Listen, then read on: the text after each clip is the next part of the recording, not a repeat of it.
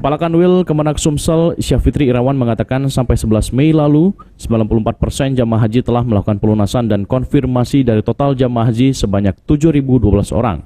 Kementerian Agama Sumatera Selatan optimis para calon jamaah haji yang belum melakukan pelunasan segera akan melakukan pelunasan. Kantor wilayah Kemenak Sumsel sendiri masih mendiskusikan apakah batas waktu pelunasan kembali diperpanjang atau tidak karena menunggu kebijakan dari pihak pusat. Sendiri udah berapa banyak Pak, dan besok kan kabarnya terakhir.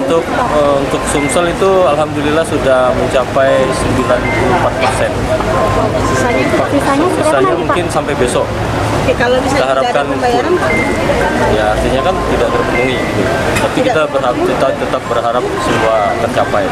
kalau tidak terpenuhi Pak, apakah kursi selanjutnya bakal menyusul Pak? Itu nanti kita bicarakan di kebijakan pusat. Para calon jamaah haji asal Sumsel rencananya akan masuk asrama tanggal 24 Mei dan berangkat ke Tanah Suci pada tanggal 25 Mei. Aji Delia, PAL TV.